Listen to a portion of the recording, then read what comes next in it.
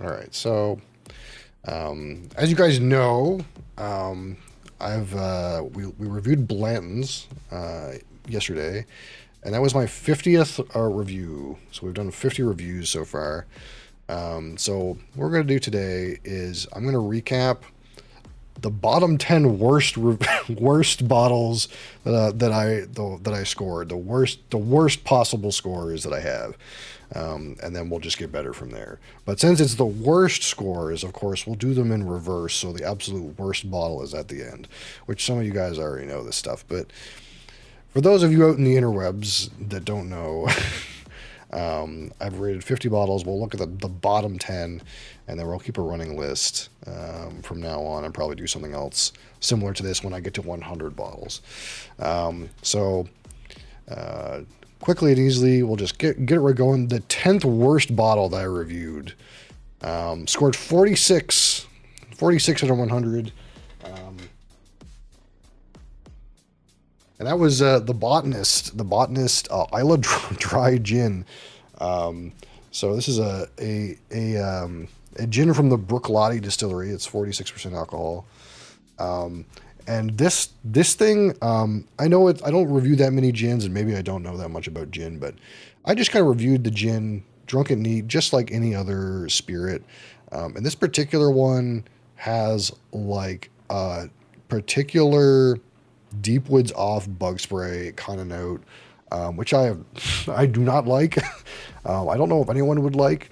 It was not my favorite, and the other notes did not make it any better. That being said, it is one of the few gins I've ever rated, so maybe like as I get more accustomed to gin, I'll appreciate this particular one more. But the palette wasn't that interesting.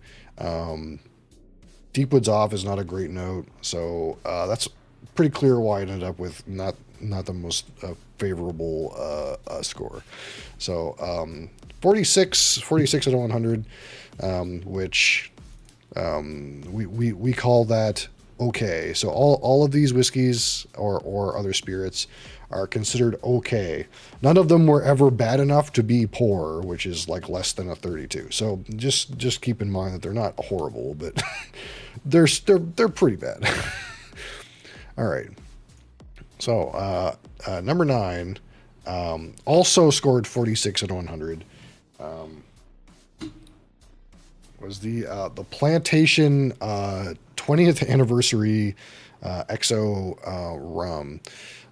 So this is that a kind of like this is a Maison Ferrand West Indies rum distillery product, and it is 40% alcohol. It is chill filtered, and it is dosed to the maximum amount of dosage. And I kind of got like some really kind of off notes out of this one. And even though it was finished in cognac barrels, I didn't really feel like I got much of that cognac out of it. I found it pretty forgettable for the most part. There's nothing special about it, and it kind of feels like with the amount of sugar that was added to this particular bottle, probably this is not their best rums. It's probably a blend of whatever rums, and it was heavily dosed. So it it was okay, but it wasn't great. So yeah, so that's number 9. Our plantation. I guess we can keep these up here. Um, so next up, number 8 also scored 46, and that was the Jameson Black Barrel. A lot of people said this was like a pretty good value whiskey, and I don't know, it didn't really land for me, despite the fact that like it wasn't my favorite score. The value is not the worst. It is still like pretty reasonable, but I didn't really find this one to have much of a palate. This one in particular has grain whiskeys that are matured in heavily charred ex-bourbon barrels, the black barrel, and then has some older ex-sherry pot still whiskey added to it. and really like the sherry aspects for me were kind of like more of a whisper, and it was all like kind of toasted grains and vanilla, very grainy whiskey. So again, it's not terribly expensive, but it didn't score the best, and it's because it's mostly grainy Jameson. It's probably like a reasonable step up from your typical Jameson, but I was hoping for more, I think, with that ex-sherry portion. That being said, triple distilled, pretty good texture, easily drinkable, but didn't impress me that much, which this may be divisive because some people think this one is actually a pretty good value, kind of like Wild Turkey and stuff like that, but didn't really hit for me. So next up, number 7. This one scored 45 out of 100. This is the Eldorado 12-year-old. This is Guyanese rum. And for this one, for the most part, it's just kind of got sweet notes and some oaky notes and a little bit of like a lemony pledge thing to it. It was pretty thin at 40% alcohol. Pretty forgettable. Seeing a trend here, yeah, maybe. And it has not very many notes, not very impressive notes, and it's relatively thin. So it's a thinner offering. Yeah, these are also probably all going to be cheaper ones, and that would make some amount of sense. But again, this is not terribly expensive. None of the bottles here are terribly expensive. I think this one is the most expensive one out of the 4 we've talked about so far. But yeah, this one, no reason to buy this over any other rum as far as I'm concerned. Entirely forgettable. We can ignore that one for the most part. Maybe the 15's better. We'll try some of the older age statements, see how we feel about those. So number 6, I scored 44 out of 100. And that was the Akashi White Oak blended Japanese whiskey, which my understanding is this is actually Japanese whiskey, but you never know when it's a product of Japan. I think the white label is Japanese whiskey and the black label is like got scotch in it. I'm not 100% sure. Maybe this also has scotch in it. It's very unclear. But this particular whiskey from the Igashima distillery is not particularly big. It's a very small little operation. And they have a good amount of offerings all in the same kind of bottle. But again, this is 40% alcohol, chill filtered, probably color added. But it's got a very weird kind of blend here. And it's 70% lightly peated grain and malt whiskeys, aged 3 years in ex-bourbon and specifically ex-wild turkey barrels, and they're finished 2 years in ex-sherry. So it's only 5 years old. And this lightly peated grain here comes off kind of like cigarette smoke, kind of like not the greatest peat, like not like campfire, but like someone is smoking nearby. It's also got a bit of a metallic character, like really metal ashtray really hits. I also got some really kind of weird off notes on the aroma, like peppered omelet, dried out smoked old cheddar, shriveled up plum, very like weird kind of nose. And maybe you're into that kind of weird thing and maybe you would enjoy this sort of thing, but the smoke for me was really not super palatable, and it was not my most pleasant whiskey, but we gave it a reasonable score in some facets because it did have some notes going on. They were just not notes I don't know that anyone would want to experience necessarily. Didn't actually do that bad in scoring, but my personal experience is young and challenging. So one of the worst experience scores I've ever given. So not particularly recommend this one, but I mean, if you're in for something weird, an option maybe. So the bottom five. So this next bottle I don't have anymore, but I have a picture. We have a picture. Um, and this was the Jameson Stout Edition, the Jameson Stout Edition, which I scored a 43 out of 100.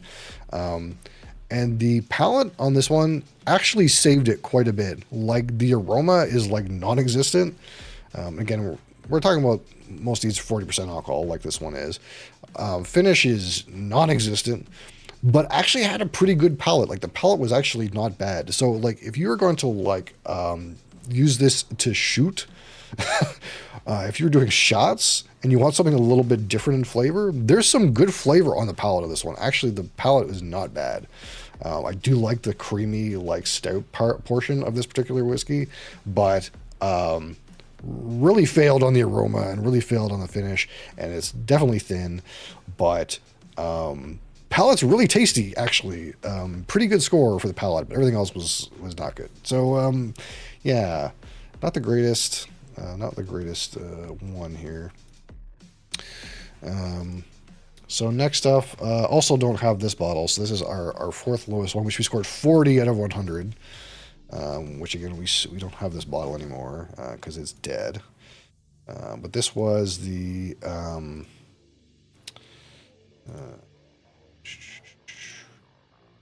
Connemara peated Irish whiskey. And again, this is 40% alcohol. And it was like, I don't know if it was lightly peated. I don't know if I ever found the ppm for this one. Let's see if the notes say exactly. Doesn't say. But yeah, this is from the Cooley Distillery. Again, 40% alcohol, chill filtered, color added, all this stuff.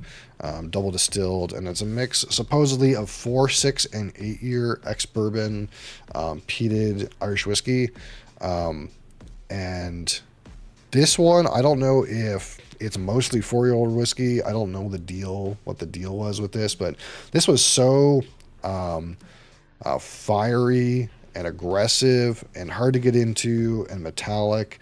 Even though it's 40% alcohol, I felt like it was burning my nostrils after like nosing it for like maybe a second. It was definitely like hot when it shouldn't be hot. Maybe I had a bad bottle of this. I'm not sure, but it's like it felt like it was way too young. And the peat didn't really display in a very complex manner. It was kind of just like grassy. It kind of felt really grassy.